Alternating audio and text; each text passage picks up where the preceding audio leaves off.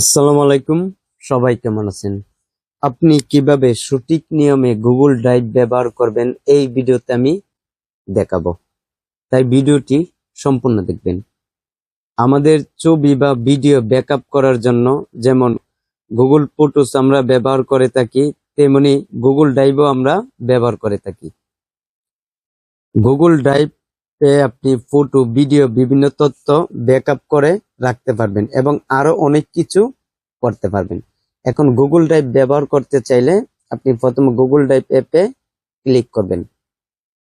প্রথমত Google drive অ্যাপটি অনেক ফোনেই থাকে, যদি আপনার ফোনে না থাকে আপনি সেটা ইনস্টল করে নেবেন। দেখুন, আমি আমার গুগল ড্রাইভে অনেক বছর যাবত বিভিন্ন ফটো, ভিডিও, বিভিন্ন ধরনের তথ্য রাখছি। আমি অনেক ফোনে পরিবর্তন করেছি। যখনই ফোন পরিবর্তন করেছি, অন্য একটা ফোন কেনার পরে যে জিমেইল দিয়ে আমি গুগল ড্রাইভে ফটো, ভিডিও আপলোড করে রেখেছিলাম, সেই জিমেইলটা লগ ইন করার পরেই আমি তখন গুগল ড্রাইভে আসলে এই তথ্যগুলো আমি পেয়ে যাই। যেমন অল পিকচার, আমি অনেক ফটো তুলেছিলাম, এগুলো আমি এইভাবে ব্যাকআপ করে রেখেছি।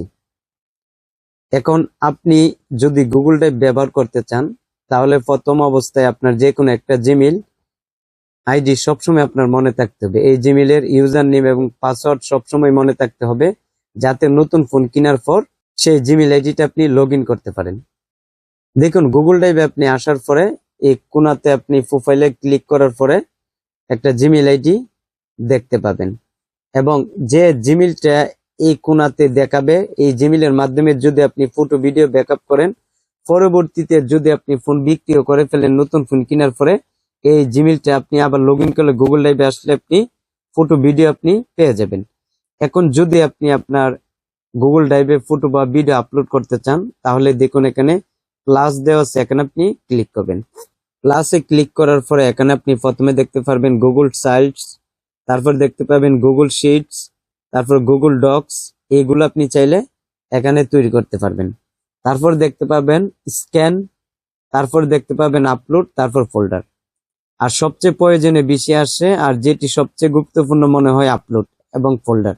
এখন আপনি যদি কোনো ধরনের ফটো বা ভিডিও আপনার গুগল ড্রাইভে আপলোড করে রাখতে চান স্মৃতি হিসেবে, বা সবসময় আপনি সেটা খুঁজে পেতে চান, তাহলে ফোল্ডার এখানে ক্লিক করবেন। করার পরে এখানে ধরুন এখানে ফটো 2026 আমি এখানে টাইপ করে নিলাম, তারপর ক্রিয়েট এখানে ক্লিক করব। তারপর ফটো 2026 সেটা খুঁজে বের করব, আমি এখানে ক্লিক করলাম।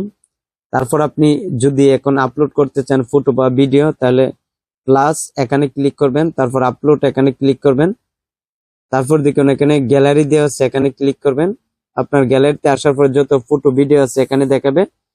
আপনি চাইলে একই সাথে ভিডিও বা ফটো এইভাবে ক্লিক সিলেক্ট করার পরে ডানে ক্লিক করবেন। তারপর দেখুন উপরে দেওয়া আছে আপলোড, এখানে ক্লিক করবেন। তারপর দেখবেন ধীরে ধীরে আপলোড হয়ে যাচ্ছে। এখানে একই সাথে আপনি 4 থেকে 500 পিকচার, ভিডিও একই সাথে এখানে আপলোড দিতে পারবেন। বেশি থাকলে 2-3 বারে দিতে হবে। এখানে একটু অপেক্ষা করে নিব। তারপর দেখুন আমার এই ফটো, ভিডিও কিন্তু আপলোড হয়ে গেছে। এখন ওয়াইফাই দিয়ে দিতে গেলে কোনো ধরনের সমস্যা তৈরি এখানে হয় না। যদি আপনি ডাটা দিয়ে আপলোড করতে চান, এমবি দিয়ে আপলোড করতে চান, তাহলে আপলোড করার সময় একটু সমস্যা হতে পারে। একটা অপশন, একটা সেটিংস অন করার কথা বলতে পারে। এর জন্য 3 লাইনসে ক্লিক করবেন, তারপর সেটিংস এখানে ক্লিক করবেন। এখানে দেখুন transfer files only over wifi, এটা অফ আছে। যখন আপনি এমবি দিয়ে, ডাটা দিয়ে আপলোড করবেন, তখন সেটা আপনি অন করে দিবেন। তাই এই ভিডিওটি কেমন লেগেছে কমেন্ট করে জানাবেন। আর এই চ্যানেলের নতুন দর্শকে থাকলে চ্যানেলটি সাবস্ক্রাইব করবেন, ভিডিওতে একটি লাইক দিবেন।